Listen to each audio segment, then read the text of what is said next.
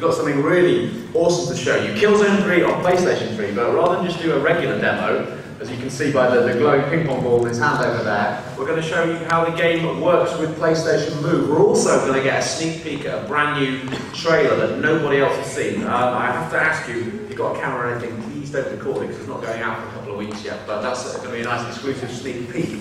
But there's also going to be time for audience questions afterwards, so if you've got any burning Killzone questions, get ready to raise your arm when the time comes. But for now, I'm going to pass you over to the producer of Killzone 3, Mr. Stephen Zahida.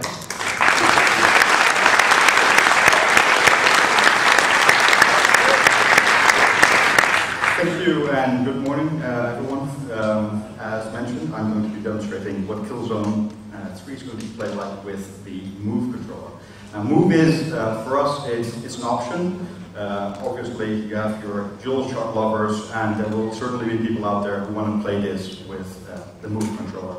Now the way that we went about this is basically it's a lot of play testing, figuring out what exactly how the move needs to behave.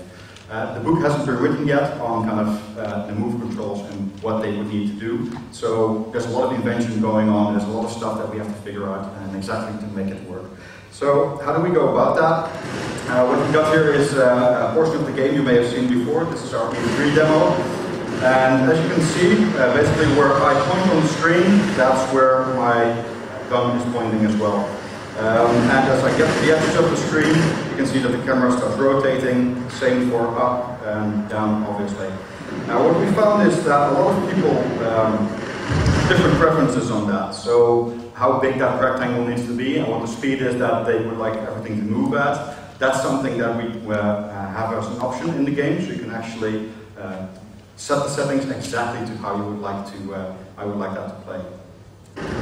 So as I start to kind of get into the gameplay here, and I see these guys off in the distance, I can just shoot at them this way, or I can use the auto lock function that is on my nav controller, and that is the zoom button right there. It zooms in and automatically locks onto these enemies. Now again, this is an option. This is default on for the easy settings, but you can still switch it off as well. So I can just walk onto these enemies off in the distance and get a couple rounds into them.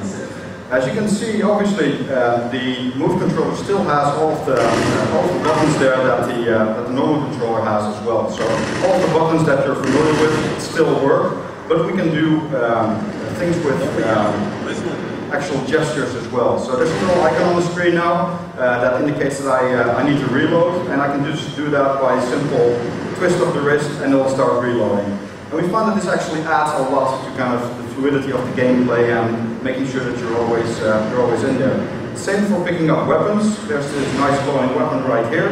I can walk up to that, I just pull the controller towards me and it picks it up. And now I've got this big massive minigun here, one of the new weapons in the game that I can use to pick off these enemies.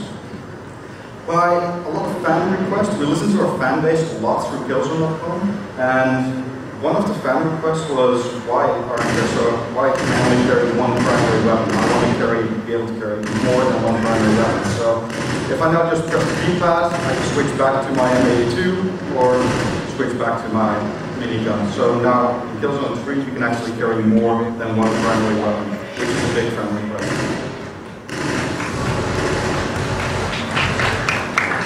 So as I make my way down here, and just switch my weapon. As I make my way down here, there's a lot of other functions that we have to look at as well for a move. So for instance, throwing a grenade, initially it made a lot of sense to implement gestures for that, kind of have everybody throw a grenade like this, like it's a natural motion, but you can see what happens on the screen is that my camera starts rotating. Actually, I don't see where my grenade lands anymore. So what we figured we do is instead, on the navcom, I hold down the L1 button, it starts cooking my grenade, I can aim where I want to throw, and that actually throws it right there. One thing that we did for Killzone 3 is we implemented not just your typical lean and peek that we have from Killzone 2, and a lot of people found that tactical gameplay really nice, but also the run and gun gamers, they wanted to be rewarded as well. So for Killzone 3, We implemented a very nice system there, and we call that brutal melee. And what that does is, as soon as you get up close to these enemies, so if you are to run a gun type and you want to get close to these guys, you can actually take them out in a really, really nice and brutal fashion, which is a very nice reward. And what this system does is it scans the environment for the kind of moves you're able to do. So there's a ton of different animations that you can trigger. But basically it's context sensitive, so if there's something nearby that you can take advantage of, like this cover block here, you can just bounce his head off the cover block right there. It's things like that that are really rewarding for the people who like run and gun. So as I make my way through here, again, I can just zoom in, take care of these enemies, or without the zoom, I can just fire, quickly reload, get out of the harm's way by the grenade.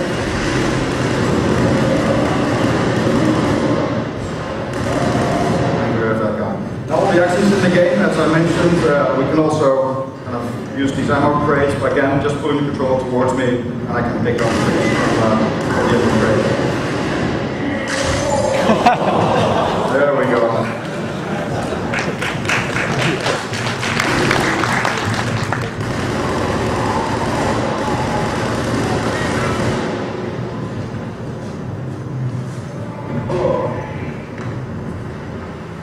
And that's why it's alpha code right there.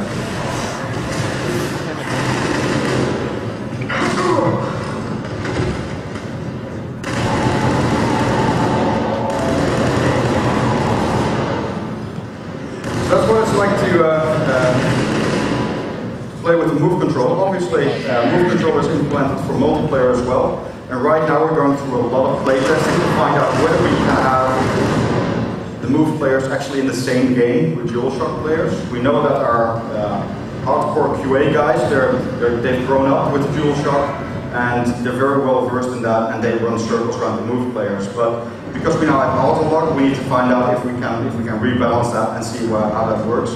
But server side, we can still kind of figure out whether it's a good idea once we start actually rolling out the game in things like public betas, and find out if we want to separate the move players from the actual DualShock players. I think at some point it's going to turn into your snowboarders versus your skiers, whether you're a move player or whether you're a DualShock player, but there's a little bit of something for everybody right there. So this is just a brief taste of what it's like to play with the move. You'll be able to pick up the controller very soon and try it for yourselves. We've got a booth down there, downstairs with the pre-code, same build running, except it's only with the DualShock. We'll get the move into your hands very, very soon.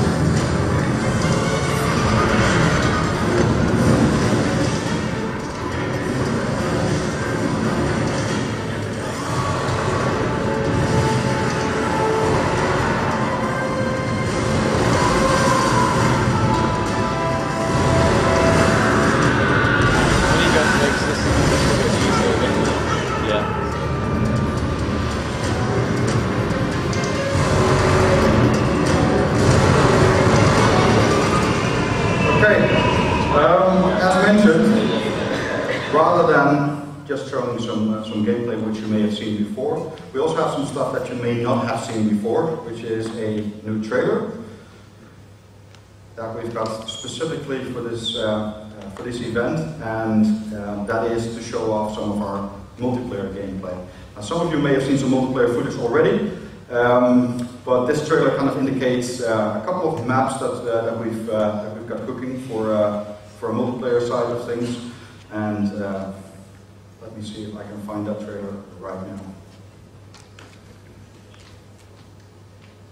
It's actually, there we go.